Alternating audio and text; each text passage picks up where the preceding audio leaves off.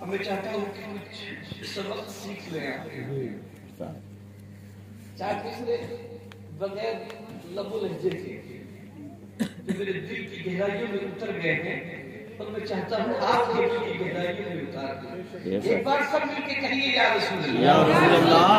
کبھی کبھی ہم لوگ شاید وہ بات کہہ دیتا ہے کہ جو دل میں اتر جاتی ہے، شاید نے کہا یکساں نہیں ہے رہتے جہاں میں کسی کے دل، یکساں سے مطلب ایک جیسے، یکساں نہیں ہے رہتے جہاں میں کسی کے دل، اور جیسے کبھی کی رات بڑی اور کبھی کے دن، ابھی کچھ دن پہلے رات چھوٹی تھی دن بڑے تھے، اب دن چھوٹا ہو گیا ہے رات بڑی ہو گئی ہے، جیسے کبھی کی رات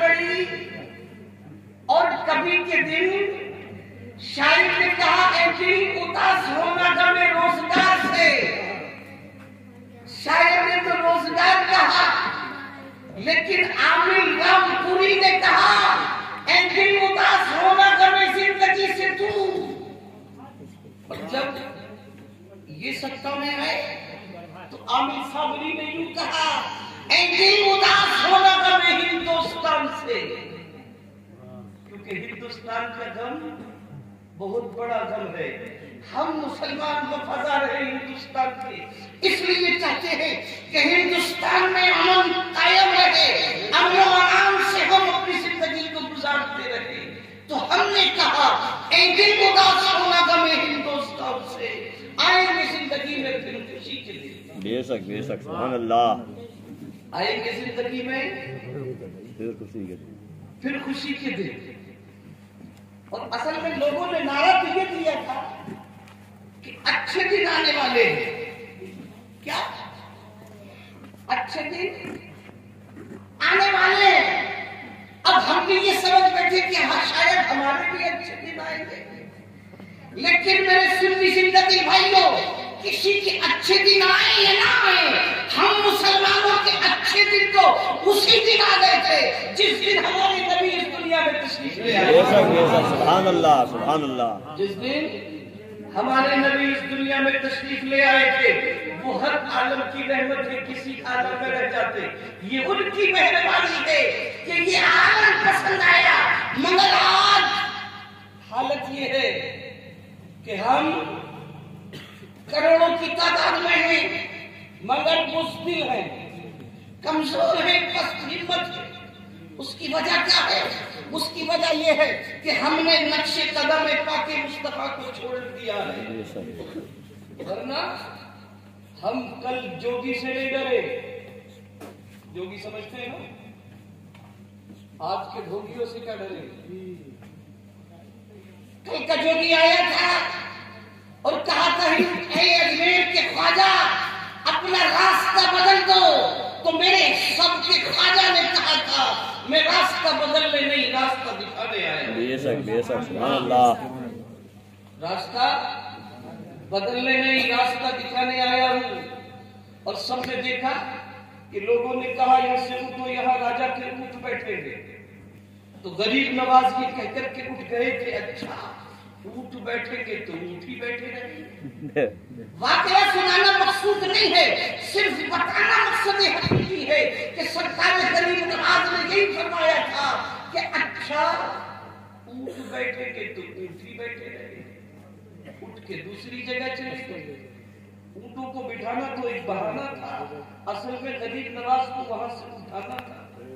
غریب نواز چلے گئے، راجا کے نمائندے آئے، پرتھوی راج کے غلام آئے، انہوں نے اونٹوں کو اٹھایا مگر کوئی اونٹ دست سے بچ نہیں ہوا۔ ایک دستہ آیا اس نے اٹھایا، دوسرا آیا اس نے اٹھایا، تیسرا آیا اس نے اٹھایا، صبح سے دوپہر ہو گئی، راجا پرتھوی راج چوہان تک یہ بات پوچھی کہ وہ اونٹ تب تک آئے کیوں نہیں؟ کہا راجا جی ہم بٹھاتے تو اٹھ جاتے، مگر بٹھائے تو اس دیالو مہاراج نے۔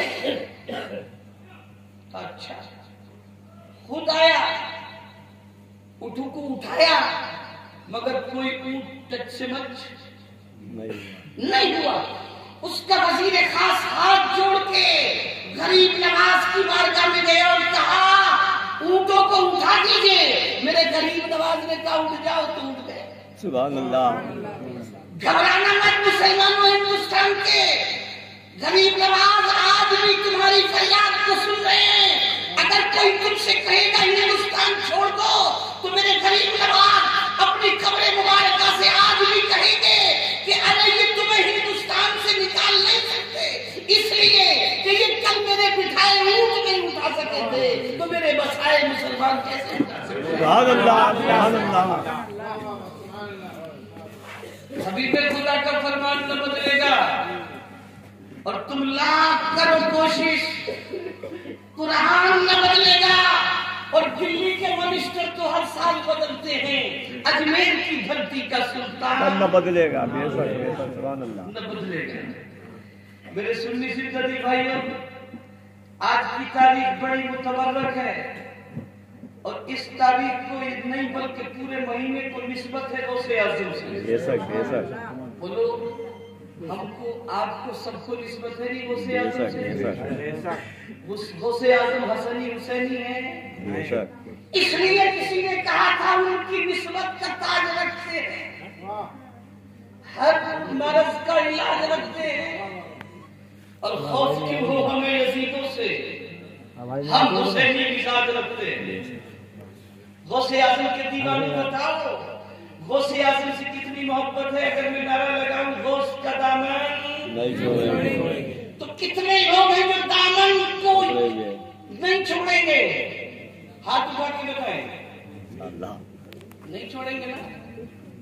حضرت اس نعرے کا جواب تو یہی ہے کہ غوث کا دامن نہیں چھوڑیں گے.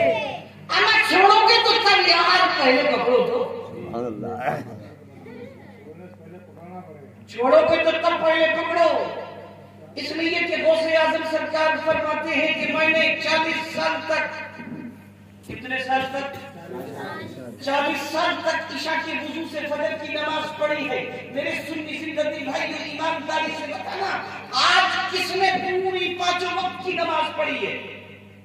ہاتھ اٹھا کے بتاؤ. غوث کا دامن نہیں چھوڑیں گے. نماز کا پورا پلیٹ فارم صاف. اب پورے ہفتے کا پلیٹ فارم صاف. اور بعض تو حضرت پورے مہینے کا پلیٹ فارم صاف رکھتے ہیں. بعض تو سال بھر میں پڑھتے ہیں عیدین. اور بعض تو وہ بھی نہیں پڑھتے. لاک ڈاؤن میں تو وہ بھی نہیں پڑھی کسی نے. کیا یہ غوث اعظم سے محبت کا ثبوت ہے؟ ایک جگہ حضرت میں جلسے میں گیا. میں نے دیکھا کہ ایک نوجوان جلسے میں کھڑے ہو کے نعرہ لگا رہا ہے غوث کا دامن. اب اس کی تکرار میں بار بار نوجوان کہہ رہے نہیں چھوڑیں گے نہیں چھوڑیں گے. تو میں نے کہا چپ تجھ سے نعرہ لگانا نہیں آتا. نعرہ میں لگاؤں گا. آپ لگائیے. میں نے کہا غوث کا سالن. سب نے کہہ دیا نہیں چھوڑیں گے.